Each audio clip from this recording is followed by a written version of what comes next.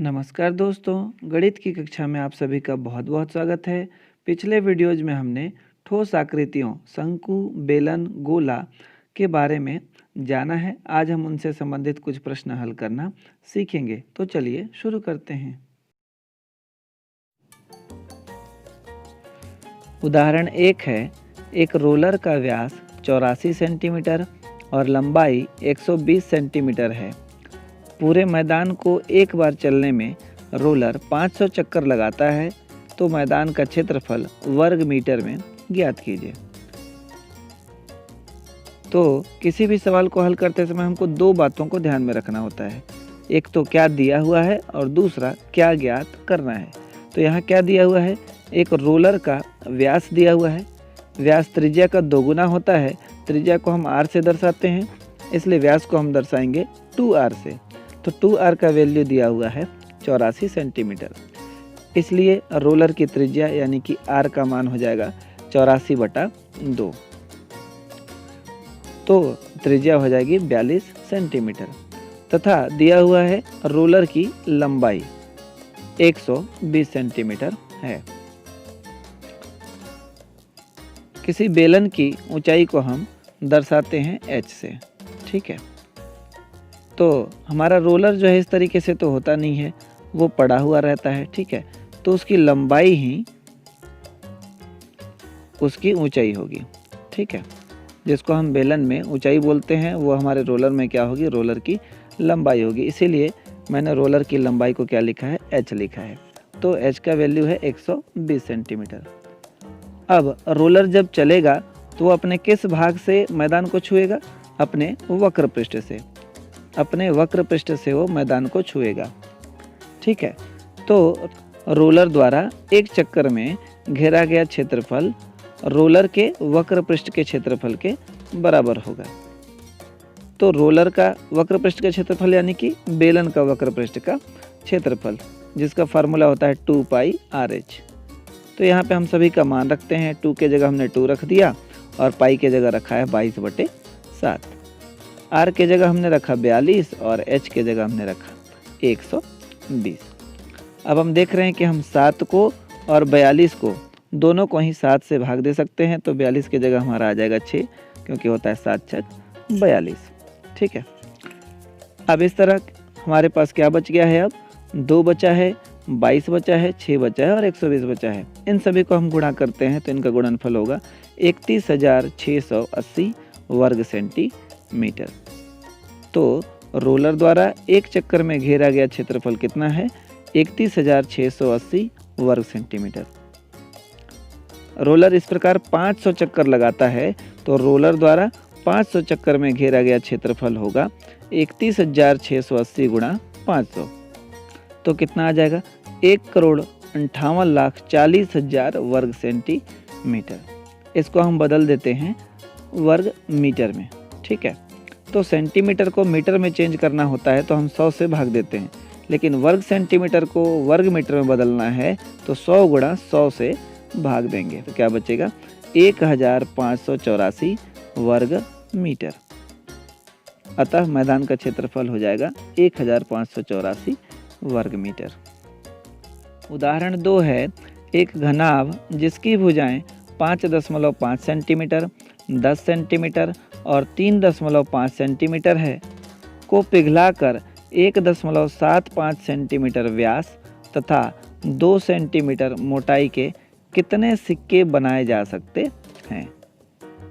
ठीक है, तो फिर से यहाँ पे ध्यान दीजिए क्या दिया हुआ है और क्या ज्ञात करना है। ठीक है, तो क्या क्या दी हुई हैं, एक घनाभ दिया हुआ है जिसकी भुजाएं दी हुई हैं क्रमशः 5.5 सेंटीमीटर, 10 सेंटीमीटर और 3.5 सेंटीमीटर। ठीक है, और इसको पिघला करके सिक्के बनाए जाने हैं। सिक्के का व्यास दिया हुआ है कितना, 1.75 सेंटीमीटर। व्यास को हम 2r मानते हैं, है ना। तब सिक्के की त्रिज्या r हो जाएगी व्यास का आधा यानी कि 1.75/2 सेंटीमीटर। और सिक्के की मोटाई दी हुई है। सिक्के की मोटाई या फिर ऊंचाई एक ही चीज़ होगी, इसलिए हमने इसे h लिखा है। h का मान है 2 सेंटीमीटर। अब क्या किया जा रहा है, घनाभ को पिघला करके ही सिक्के बनाने हैं भाई। तो सिक्कों की संख्या क्या होगी, घनाभ के आयतन को अगर हम एक सिक्के के आयतन से भाग दे दें तो सिक्कों की संख्या हमको प्राप्त हो जाएगी। ठीक है, इसलिए सिक्कों की संख्या बराबर घनाभ का आयतन बटे एक सिक्के का आयतन। अब घनाभ का आयतन का फार्मूला क्या होता है, लंबाई गुणित चौड़ाई गुणित ऊंचाई। तो यहाँ घनाभ की जो भुजाएं दी हुई हैं, लंबाई चौड़ाई और ऊंचाई, इनको गुणा करते हुए हमने यहाँ पे लिख लिया है। ठीक है, इसके बटे में एक सिक्के का आयतन, तो सिक्का जो है बेलन की आकृति का होता है, तो बेलन के आयतन का फार्मूला क्या है, पाई आर वर्ग एच। ठीक है ना, तो यहाँ पे हमने देखिए रखा है पाई के जगह पे 22/7 और आर का वर्ग था, आर का मान है 1.75/2, इसका वर्ग था इसलिए हमने इसको 2 बार गुणा करते हुए लिखा है। उसके बाद आगे है एच, तो एच का मान होता है 2। ठीक है, यहाँ पे एच का मान दिया हुआ है 2, तो वो हमने 2 लिख लिया है। अब आप देखें यहाँ हर में 2 था और यहाँ भी ऊपर में 2 था, तो दोनों ही 2 से भाग चले गए, इनके जगह हमको प्राप्त हुआ 1। ठीक है, यहाँ पे आप देखें एक 2 है और यहाँ पे 22 है, तो दोनों ही 2 से भाग जा रहे हैं, तो यहाँ पे 2 भाग गया तो बचा 1 और 22 भाग गया तो बचा 11। यहाँ पे 7 है और यहाँ पे है 1.75, तो दोनों ही 7 से भाग जा रहे हैं, तो इसको हमने 7 से भाग दिया तो यहाँ 1 आया और 1.75 को 7 से भाग दिया तो बचा 0.25। ठीक है, तो यहाँ आप देखें कि ये नीचे वाली सारी संख्याएं 7, 2 और 2 भाग चले गए हैं, इनके जगह पे 1 बचा हुआ है। ठीक है, अब नीचे वाली लाइन में हमने क्या किया है, सारे दशमलव जो है हटा करके लिखा है। ठीक है, यहाँ 5.5 था, फिर ये 3.5 था, तो इन सभी का दशमलव को हटा लिया है। तो दशमलव हटाने के लिए क्या करना होता है आप लोगों को पता ही है। ठीक है, यहाँ 5.5 को मैंने सीधे सीधे 55 लिखा है और ये दशमलव को हटाने के लिए दशमलव के जगह पे हमको क्या लिख लेना है 1, और दशमलव के बाद कितने अंक हैं, 1 अंक है, तो उसके लिए हमने क्या लगा लिया, 1 शून्य लगा लिया है।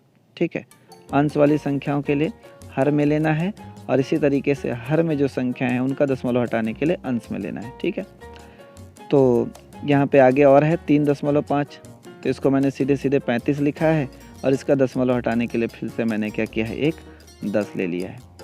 इसी तरीके से आप नीचे देखें तो यहाँ पे था 0.25, तो इसको मैंने सीधे सीधे 25 लिखा हुआ है और इसका दशमलव हटाने के लिए अंश में मैंने लिखा है दशमलव के लिए 1 और दशमलव के बाद 2 अंक थे तो 2 शून्य। इसी तरीके से आगे 1.75 है, इसको मैंने सीधे सीधे 175 लिखा है और इसका दशमलव हटाने के लिए दशमलव के लिए 1 और उसके बाद 2 अंक हैं तो 2 शून्य लगा लिए। ठीक है, अब यहाँ पे सबसे पहले तो इस ओर ही देखें, ये दोनों शून्य को ऊपर वाले शून्य से जो है काट दीजिए। ठीक है, और अब इधर आ जाएं तो यहाँ पे ये 11 है, ऊपर में 55 है, तो दोनों ही 11 से भाग जा रहे हैं, तो नीचे हमको प्राप्त होगा 1, ऊपर बचेगा 5। ठीक है, यहाँ पे 25 है और ऊपर में 10 है, दोनों ही 5 से भाग जा रहे हैं, तो 5 से भाग देते हैं, नीचे प्राप्त होगा 5, ऊपर प्राप्त होगा 2। यहाँ पर है 35 और यहाँ है 175, दोनों ही 5 से भाग जा रहे हैं, तो 5 से भाग दे देते हैं, तो ऊपर प्राप्त होगा 7 और नीचे प्राप्त होगा 35। ठीक है, अब यहाँ पर जो संख्या प्राप्त हुई इनको हम नीचे उतार लेते हैं, तो नीचे हमको प्राप्त होगा 5 गुणा 2 गुणा 7 बटे 5 गुणा 35। तो 7 और 35 7 से भाग जा रहे हैं, तो 7 को भाग देंगे तो बचेगा 1 और 35 को भाग देंगे तो बचेगा 5। ठीक है, अब यहाँ पे जो 5 बचा उस 5 से हमने इस 5 को भाग दे दिया। ठीक है, अब यहाँ पे एक 5 बचा हुआ है और यहाँ पे जो है 100 है। ठीक है, तो दोनों को 5 से भाग देते हैं, तो इसको 5 से भाग देंगे तो बचेगा 1 और 100 को 5 से भाग देंगे तो बचेगा 20। ठीक है, तो आप देख पा रहे हैं अब हमारे पास क्या बच गया, 2 और आगे गुणा में 20, तो 20 दूना 40 सिक्के जो हैं प्राप्त हो रहा है उत्तर। ठीक है, तो घनाभ से कितने सिक्के बनेंगे, 40 सिक्के बनाए जा सकते हैं, यही हमारा उत्तर है। उदाहरण 3 है, 2 सेंटीमीटर त्रिज्या वाली 64 गोलियों को पिघलाकर एक बड़ा गोला बनाया गया, बड़े गोले की त्रिज्या ज्ञात कीजिए। क्या दिया हुआ है भाई, छोटी छोटी गोलियां हैं और छोटी छोटी गोलियों को पिघला करके जो है एक बड़ा सा गोला बनाया गया है। 64 गोलियों को पिघला करके बड़ा सा गोला बनाया गया। तो पूछा है कि बड़े गोले की त्रिज्या जो है क्या होगी। ठीक, तो दिया है एक गोली की त्रिज्या, एक छोटी गोली की त्रिज्या जिसको हम स्मॉल आर मान लेते हैं 2 सेंटीमीटर है। ठीक है, और ये हमने माना कि इनसे जो बड़ा गोला बन रहा है उसकी त्रिज्या जो है क्या है, कैपिटल आर, बड़ा आर हमने मान लिया उसकी त्रिज्या को। ठीक है, तो चूंकि 64 गोलियों को पिघलाकर बड़ा गोला बनाया गया है, इसलिए बड़े गोले का आयतन क्या होगा, सभी 64 गोलियों के आयतन के बराबर होगा। ठीक है,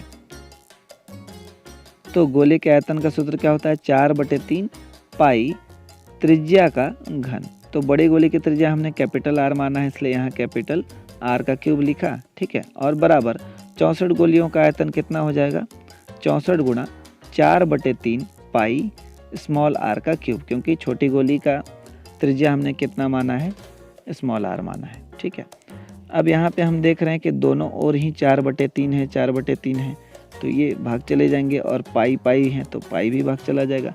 ठीक है, तो बचा कितना, इस ओर बचा है हमारा बड़े आर का क्यूब बराबर दूसरी ओर 64 गुणा आर का क्यूब। ठीक है, छोटे आर का क्यूब, इतना बचा हुआ है। अब यहाँ पे छोटे आर का मान हम रख देते हैं, तो छोटे आर का मान कितना है, 2 सेंटीमीटर। तो आर के जगह हमने रख दिया है 2, और 2 का क्यूब, क्योंकि आर का क्यूब है। 64 को अगर हम क्यूब के रूप में लिखना चाहें तो 64 4 का क्यूब यानी कि 4 का घन होता है, तो 64 को हम लिख सकते हैं 4 का क्यूब, और आगे क्या था हमारे पास, 2 का क्यूब। ठीक है, हमें क्या चाहिए, इस आर का मान चाहिए, तो इस घन को हटाना है। ठीक है, तो घन को हटाने के लिए क्या करेंगे, हम घन मूल लेंगे। तो घन मूल लेने पर इधर बचा आर, और दूसरी ओर क्या बचा, 4 गुणा 2। ठीक है, इनका भी घन जो है, घात 3 जो है वो गायब हो जाएगा, कट जाएगा। तो हमारे पास क्या बचा, आर बराबर 8 सेंटीमीटर। अतः बड़े गोले की त्रिज्या होगी 8 सेंटीमीटर। यही हमारा उत्तर है। उदाहरण 4 है, एक ठोस गोले की त्रिज्या 12 सेंटीमीटर है। इस गोले से 6 सेंटीमीटर त्रिज्या के कितने गोले बन सकते हैं। ठीक है, प्रश्न क्या बोला है भाई, एक गोला है जिसकी त्रिज्या है 12 सेंटीमीटर, तो इस गोले से 6 सेंटीमीटर त्रिज्या वाले कितने गोले जो है बनाए जा सकते हैं। तो हमने लिखा, दिया है एक ठोस गोले की त्रिज्या, इसको हमने R1 माना है, 12 सेंटीमीटर है। ठीक है, तथा छोटे गोले की त्रिज्या जिसको हमने R2 मान लिया है, R2 का मान है 6 सेंटीमीटर। अब चूंकि दिए गए ठोस गोले से छोटे गोले बनाने हैं, इसलिए छोटे गोलों की संख्या क्या होगी, बड़े गोले के आयतन को भाग देना होगा एक छोटे गोले के आयतन से। तो कितने छोटे गोले बनाए जा सकते हैं ये हमको पता चल जाएगा। ठीक है, तो इसलिए हमने लिखा है छोटे गोलों की संख्या बराबर बड़े गोले का आयतन बटे एक छोटे गोले का आयतन। तो भाई गोले के आयतन का फार्मूला होता है 4/3 पाई त्रिज्या का घन। तो बड़े गोले की त्रिज्या R1, इसलिए हमने R1 का क्यूब लिखा है, और नीचे छोटे गोले की त्रिज्या हमने माना है R2, इसलिए R2 का क्यूब लिखा। अब आप देख पा रहे हैं कि ऊपर भी 4/3 है और नीचे भी 4/3, तो ये भाग चला गया। इसी तरह पाई भी है ऊपर में और नीचे भी पाई है, तो ये भी भाग चला गया। तो बचा क्या हमारे पास नीचे में, R1 का क्यूब और बटे R2 का क्यूब। तो R1 और R2 दोनों का मान हम रख देते हैं। R1 का मान 12 है, तो 12 का क्यूब है, तो 12 को 3 बार हमने गुणा करके लिखा। इसी तरीके से R2 का मान है 6, तो हमने 6 को 3 बार लिखा क्योंकि R2 का क्यूब था। तो 6 से हमने 6 और 12 को भाग दिया। ठीक है, तो नीचे में बचा 1 और ऊपर में बचा 2। इसी तरीके से सभी के साथ हमने किया। ठीक है ना, तो सभी 6 के जगह 1 1 1 1 हमारा बच गया, और ऊपर में बचा 2 गुणा 2 गुणा 2। तो उत्तर कितना आया, गुणा करने पर 8। उदाहरण 5 है, लोहे की 3 गोलियों को जिनकी त्रिज्याएं 6 सेंटीमीटर, 8 सेंटीमीटर और 10 सेंटीमीटर हैं को पिघलाकर एक बड़ा ठोस गोला बनाया जाता है। बनाए गए नए गोले की त्रिज्या ज्ञात कीजिए। तो देखिए यहाँ पे क्या दिया हुआ है, 3 छोटे गोले हैं। पहले गोले की त्रिज्या 6 सेंटीमीटर, दूसरे गोले की त्रिज्या 8 सेंटीमीटर और तीसरे गोले की त्रिज्या 10 सेंटीमीटर। इन सभी को पिघला करके एक बड़ा गोला बनाना है। तो बड़े गोले की त्रिज्या का मान क्या होगा, ठीक है, त्रिज्या क्या होगी। तो बड़े गोले की त्रिज्या को हमने क्या मान लिया है, कैपिटल R, ठीक है। और इनकी त्रिज्या को क्रमशः हमने मान लिया R1, R2 और R3।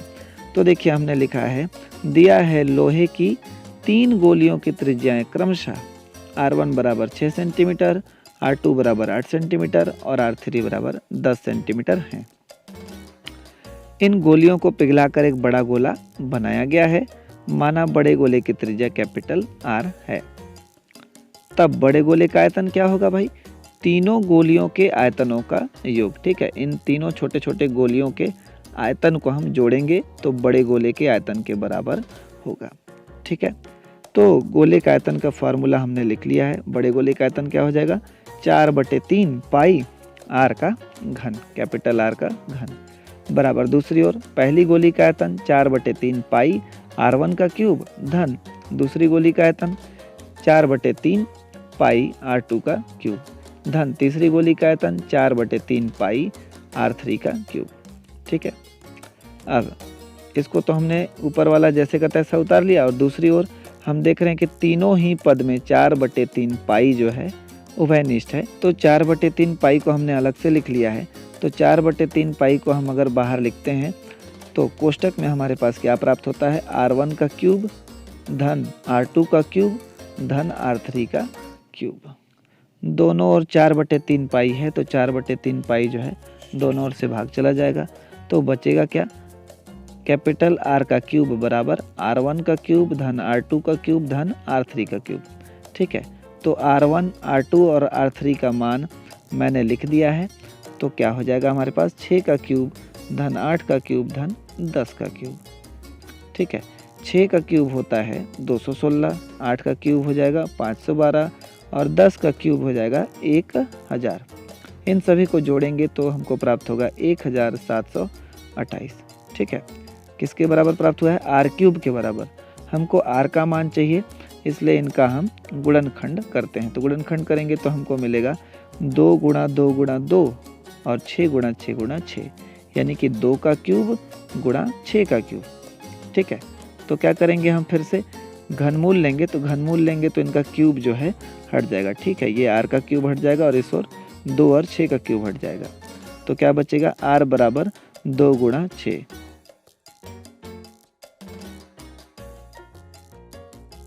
अतः बड़े गोले की त्रिज्या 12 सेंटीमीटर होगी।